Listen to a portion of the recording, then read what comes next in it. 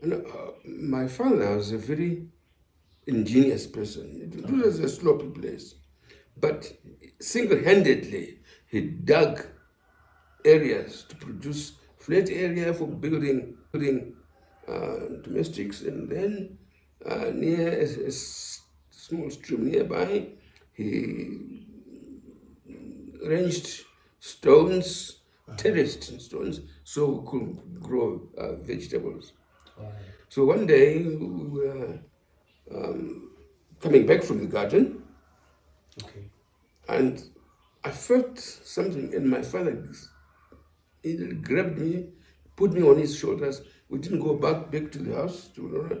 We walked over those mountains from facing Penalonga to Mutare Hospital Okay. Okay. in the bush.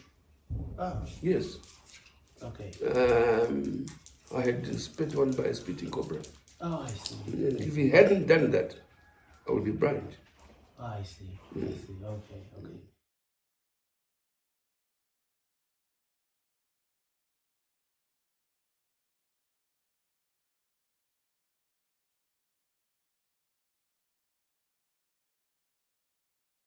Could There you was go no to- electricity. Yeah. Even for some of the white, Mm-hmm. the electricity was very minimal. Yeah.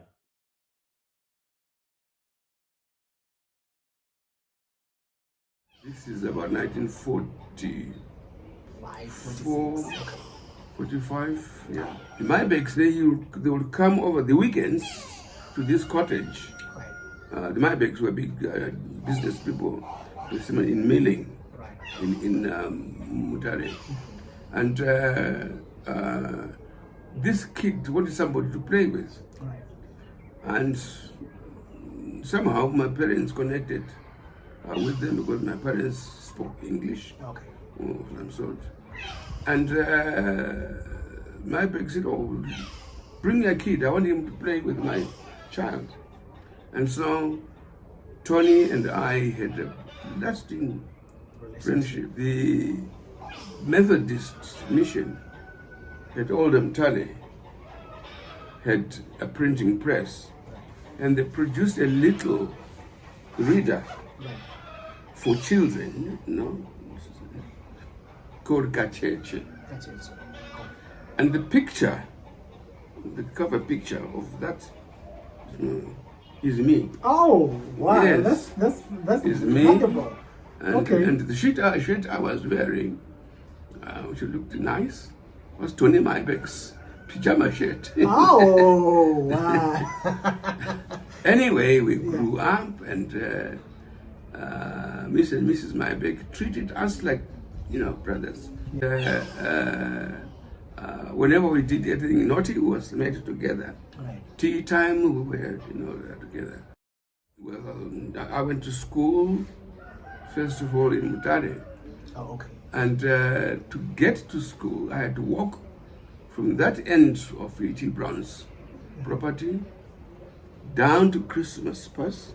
Wow. That's why it's a long distance. Yes, and then up the hill to where the Christmas Pass Mutare Waterworks. Right. Oh yeah. I know the place. I know the place. Yeah. And then down into Mutare. And I did that every day at the age of 7. Right. And Whether it is raining, whether it is sunny yes, or windy. yes. Right, that was hard, right? Yes. It was really hard. Yeah, and for a couple of years, there were other boys in that area who went to that school with me, but they soon, petered out. And one day I was trotting up there, and I saw an animal in the middle of the road, and I was trotting up, and a pickup, a car, Yeah. suddenly stopped in front of me. The driver, a white man, picked me up and threw me into the car. And then he asked me, "Do you know what animal that was?" Yeah. I said it was a baboon. He said, it wasn't a baboon. It was a lion. Wow. A big male lion, yes. And you know, trotting up to him, he was probably saying, dinner come, dinner come, dinner come. Oh, yeah.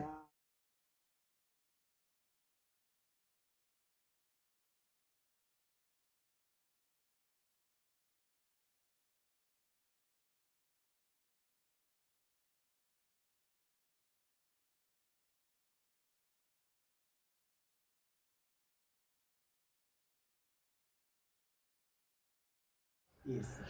The culture and the atmosphere at St. Augustine's was very, I must say, what, trusting. You trusted your teachers, Right. you know, and you believed them. Right. And they treated you well. Right. You know, it was, you know, a very well run, and the teachers were also nice. Because the Cambridge School certificate we had Okay. included science in it, chemistry, physics, and biology. Yeah. Yes. And I must mention a chap called Douglas Sagonda. He was only one who, he was, you know, given the authority, the responsibility of the biology class. Okay. He had no degree, Oh. you know. He had done his South Africa Junior certificate. Matric. And matric, yeah, yes, yeah. Yes. And so Douglas would swat up night textbook, and tomorrow he would teach us, and then say, "Oh, Fana, let's go into the bush and see what this book is saying." So we learned about plants flowering, the structure of this and that and so forth. I mean, it was excellent. Yeah. Okay.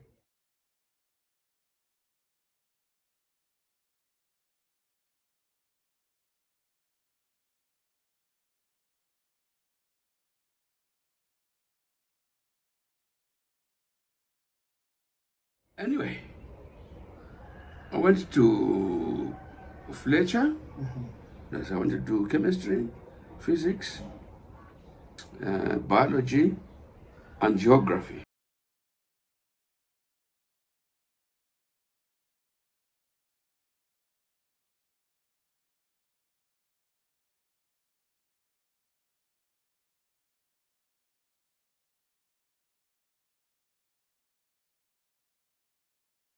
So I said, "No, don't worry, Dad. I won't need any school fees from you. We have government scholarships that will take us through Right. A level classes." It was run like a military Discipline was very discipline, harsh. you know. Every morning we would line up for a sample, and this Western would come and inspect us. There had been an uprising in Salisbury, and some people had been shot dead.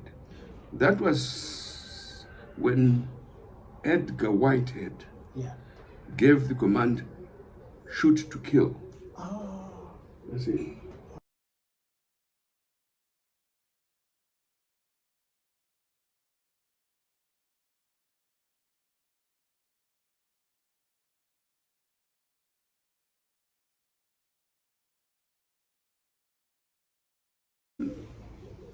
Some of us were anxious whose father had been killed. Who would know? Oh yeah. Yes. So the following morning, we get an assembly, and Winston comes out. Problem with you Africans, you know, you think you were only about politics, and not much about school, and so forth. And we instantly booed him. Oh. My goodness me, that was a kind of mistake. As you made. Of He went to the headmaster and said, "I've been booed." So the headmaster came in the assembly. "You must apologize to Mr. Weston." And we knew that we were going to have a confrontation. So the Form 1 boys were at the back, us A levels. And we were the first A level class anyway. Ah, I see. You see, the class behind us was Form 3. You see, So the headmaster was sitting faced with these elder boys in front. Right. So he said, no, Mr. Weston owes us an apology. Not us owing him an apology. So the director of African education called Mr. Fingal. Okay. I don't know whether it flew or he'd driven from Harare. And as Mr. Davis, recited this list of offenses that we had done. Yeah. And it's first time, and that's the contrast with St. Augustine, first time I ever had men of authority that we would trust in Yeah. lying. Yeah. Lying. Fabricating. Yeah, Fabrication. yes. Wow. Anyway, Fingo said, in that case, I have no choice but to close the school. Ah. Yes. Of course, by the time I was surrounded by soldiers. And we were carted away in cattle trucks to the station. That lasted about 4 months. Oh. Yeah. Because of that minor incident of booing. Yes.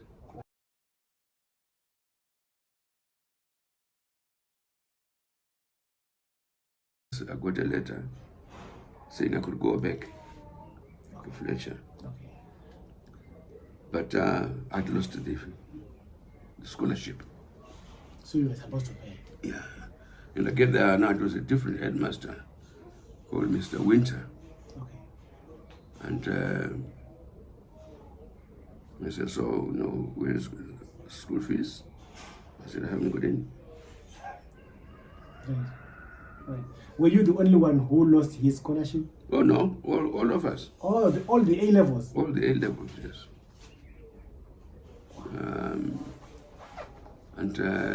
So I said, so, what are you going to do? I said, well, I haven't got the money. I said, okay. For instead of school fees, you will be employed, you will be an employee of the school. Right. Your job is to be the laboratory technician for the entire school. So make sure that the labs are properly serviced and the materials for practical classes are available.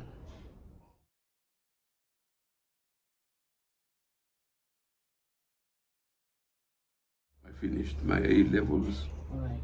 And came to the University College of Rhodesia in Nyasaland.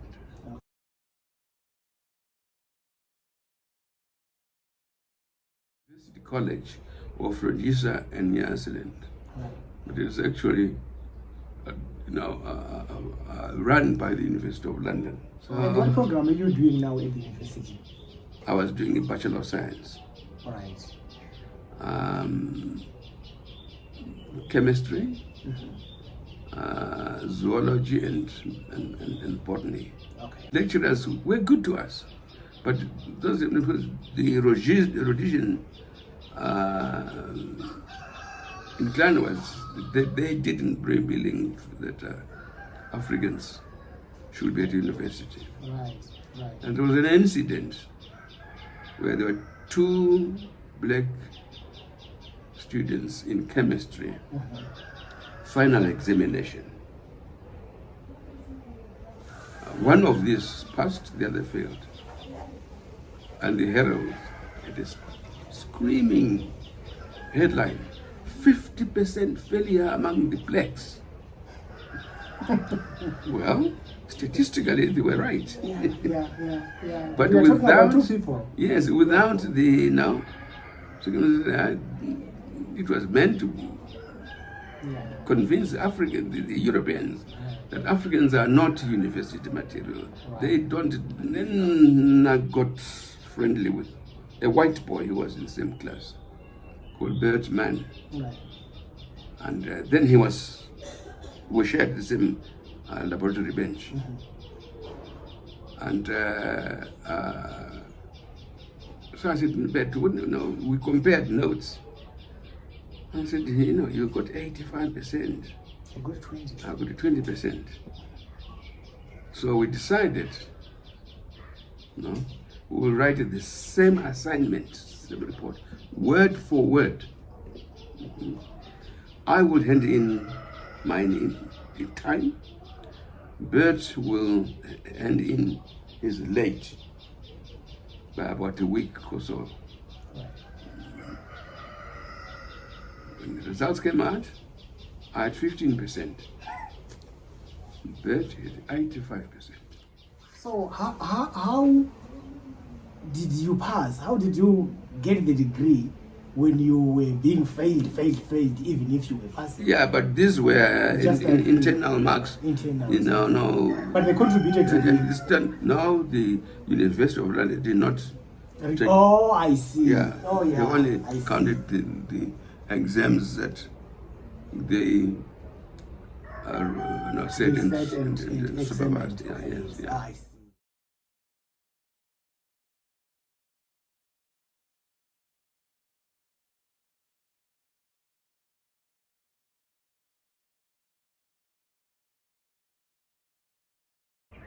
I applied for a job in Zambia, Okay. fisheries, and I worked there for 3 months during the vacation, and came back. I had a newspaper, the Northern Times, which was the brother newspaper to the Herald. All right. You see. And in it, there was an article, a kind of review, a critique of the political issues in the southern Rhodesia. Rhodesia, yes. The word armed struggles were never mentioned in it, and it suggested solutions to that conflict. I was arrested for importing seditious literature. Oh, but did you write it? No, it was a newspaper. It was an article in a Zambian newspaper. Right. Yeah. And then why did they arrest you? Because you came from Zambia with it? Yes.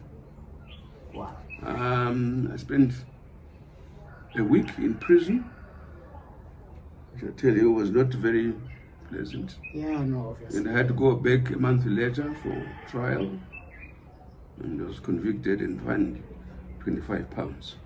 Ah, Yeah, that was bad. yeah.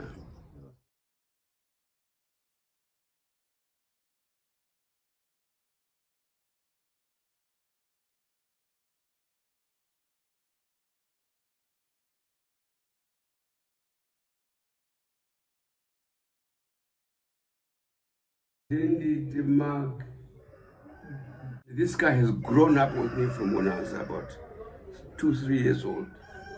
My father was going to buy some oranges with family, and I didn't want to be left behind.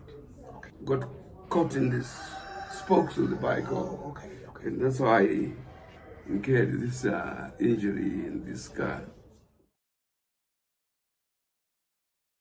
I said, well, there are 5 of us in the class. Me, the one in black, and I was in the middle of the bench. And he said, do you like a holiday job at Kariba? He said no. The second said no. He skipped me. Third, fourth, all said no. So I followed him.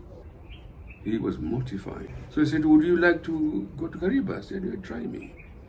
So I went there. I did a project that he wanted me to do. I came back with the results, which were published in Kenya.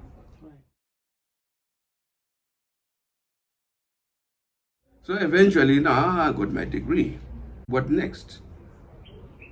Then another lecturer called John Ware said, would you like to go back to Kariba? I said, yes. I fell in love with that jungle. Nearest cigarette was 8 hours away. So we're really isolated. Yeah. So I said yes. So went back there. And I said, Kolembola. Right. I said, what? He said, it's a little things jumping up and down when I kick. I said, yeah. I said, they are not found in dry areas. So how come they are here now? Because Kariba had just been formed. Yeah. You see, were they here before? All right. And if they're here, how did they live in this dry Mopane woodland? That was my MPhil. Right. And Yeah. you did it at the University of Zimbabwe again? Or you did it with another? University of London. Oh, okay, yes. Yeah. Yes, okay. University of London. Oh.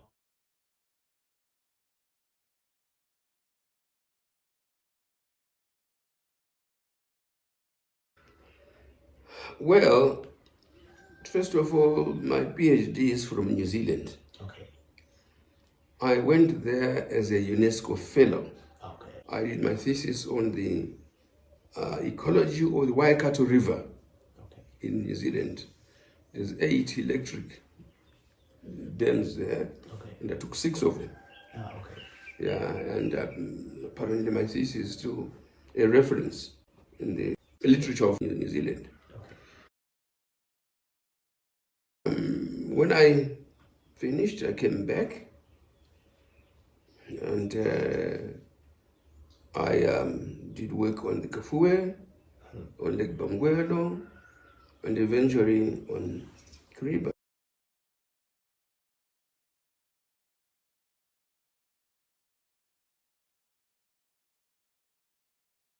With regards to your poetry, I don't regard myself as a poet. but you write so well. Certain things, I Yeah. feel I would put them to words All right. in a way that captures All right. what I was feeling or thinking about.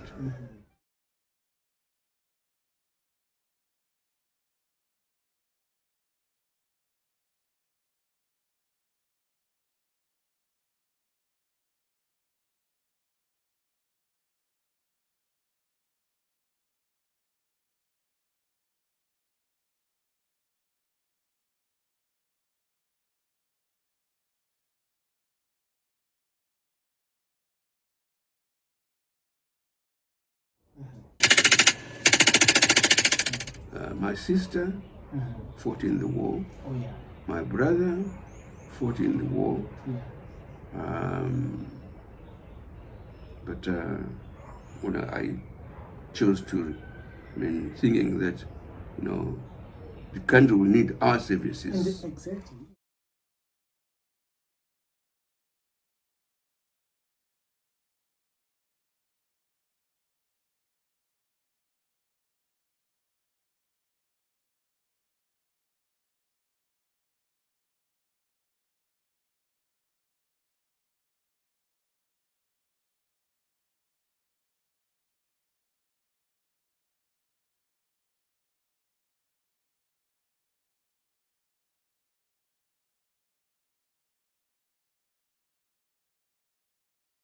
Odiambo is director of the institute in Nairobi. I got an invitation to go and join them, and I was on their board for about 10 years. They were invited to Italy by the late Nobel Physics Prize winner, Abdul Salam. Right. And he was chairman of the Third World Academy of Sciences. And I thought, why don't we set up an African Academy of Sciences? So we got the other Africans who were there, we met, and we formed and inaugurated the African Academy of Sciences. Right. We came back to Nairobi, and we called a bigger meeting, and it was endorsed by people from all over the place. Right. And one of the issues was, agricultural performance, poverty, and so forth. Right. So we, as a member of the academy, were invited to come and discuss it. Where should Africa go? Right. And what will be the role of science in driving the African development? And Chinua Achebe was also invited there. I see. And that's how the report of our meeting there was called Beyond Hunger in Africa. Yes. Yeah. Yes. And I'm one of the authors. Yeah. But I found Achebe very peculiar. He wasn't pleasant. It wasn't Because pleasant. we went to a place called Kericho. Okay. It's a kind of lodge place Yeah. in the tea estates. Right. He expected to put up in a 5-star hotel. Oh, okay. Okay. And he complained bitterly. Okay. Yeah. But apart from that, how was it working with him? It was fine. Okay. It was fine. Okay.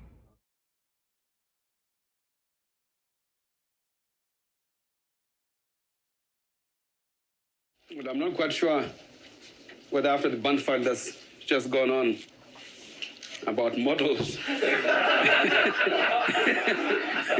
I should dare say anything at all.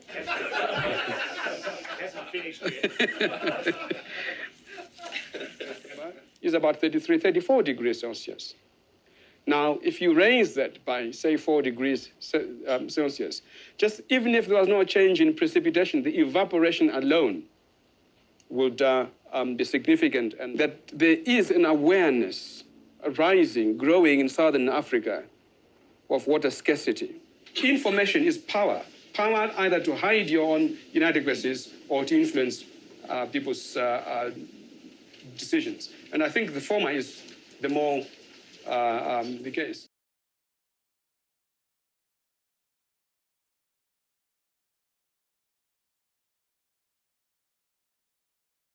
That possibly that the area is going to be arid, there might be water scarcity. This water scarcity will affect agriculture, health considerations, as well as wildlife management.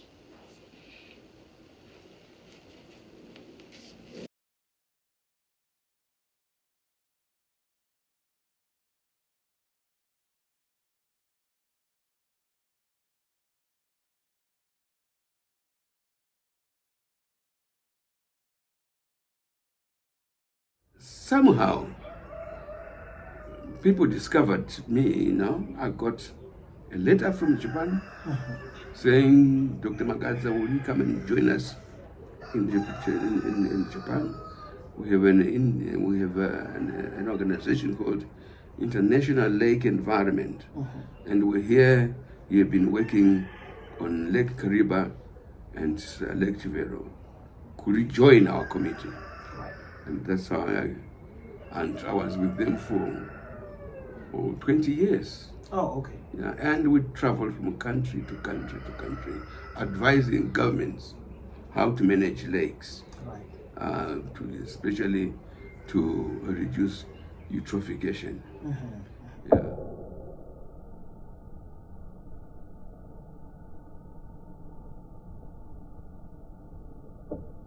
One of the conferences, I was the keynote speaker. Yes.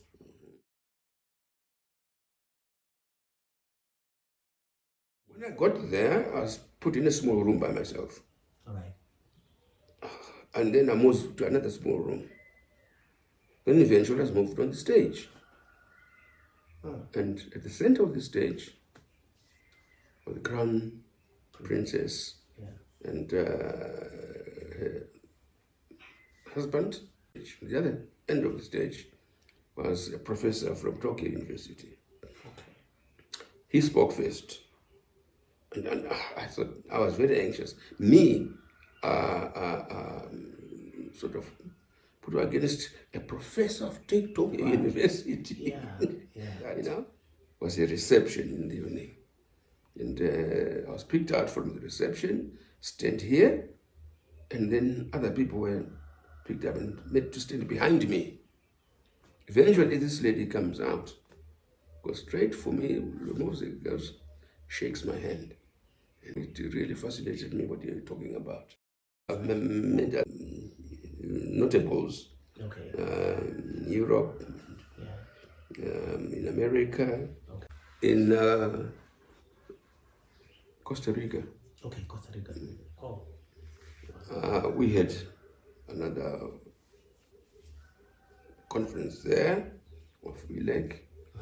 I was represented. And then there was in the program, this is to be the opening of the workshop, but it was by the president of Costa Rica. Now imagine if a president is coming to open something here, you know, everything is clear, left, right, and center. Yes. This man arrived in a Peugeot, and his driver, just the two of them. There was no escort car or anything. What I used to hear in Africa. And then he got on the stadium, on the podium. There was nobody to hand him his speech. He had it himself. Oh, wow. And I started reading. I was very impressed, you know. And when I met him, we had a chat. And I think it was one of few foreign presidents I've ever met. Wow, that's beautiful. Yeah. And how did that make you feel?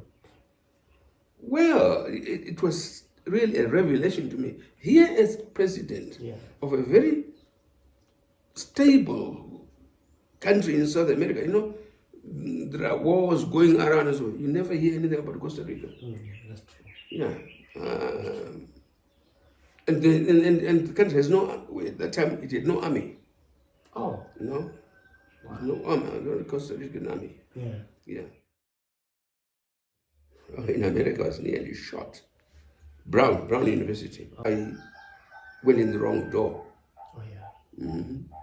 And this woman pulled up a gun at me. If I said, sorry madam, I'm in the wrong place, she would have shot me. Oh yeah. I got this invitation, telephone call from the IPCC, which was run by UNESCO, of course, environmental group. Would I like to come and attend a meeting? So when the next thing, I say, I was asked to present a paper. In the first assessment, we also said, well, this will probably happen. If climate change, this will probably happen. In the second assessment, we actually had the data. Right, to prove that.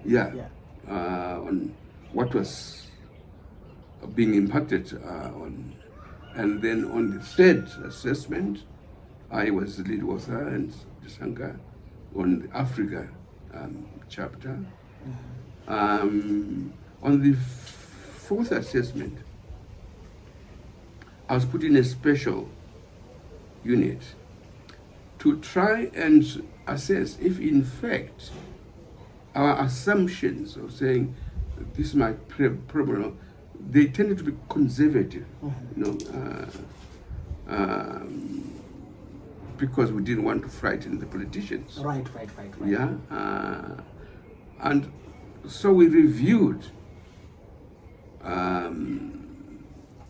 our work, B, the evidence coming from the scientists of things that were being discovered, new ones that were actually quite serious, because they said, you know, the climate, you know, will reach by 2050 or something. Now we are talking about 20. We are there. About 2050. So it is in that special unit that I was put, that the IPCC was awarded the Nobel Prize. Nobel Prize, right. And I was one of the 20 out of several thousand. Oh, that's good. I'll go. I think he was. Yeah, it was, we shared it with Al Gore.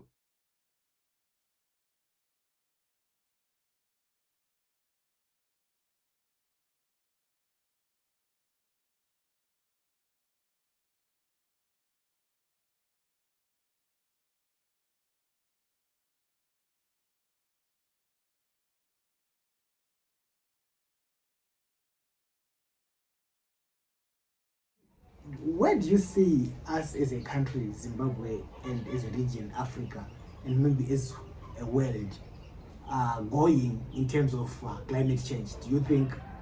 We are losing. Okay, we are not winning this war. No. Okay.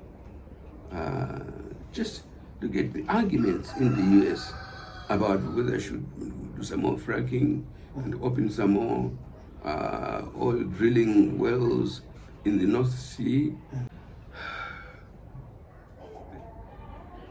It doesn't matter what was it. The corruption is so rife. Right. And I don't know how we can get rid of it. What are we leaving our children?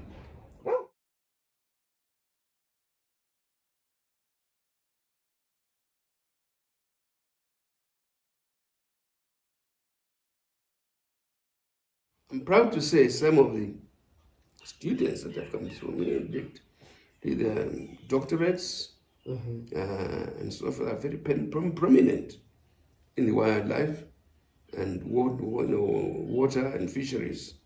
She did a PhD on the birds of the Zambezi Valley, and she produced a brilliant thesis. And sometimes they say, "Oh, Magadza, no, thank you very much."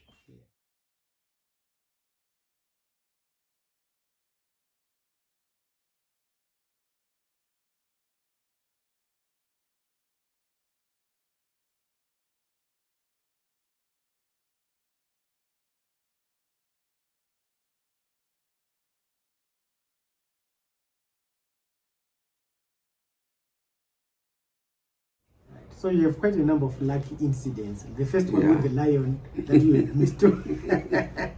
Yeah. So, but you were not scared growing up. You were not scared of baboons, right?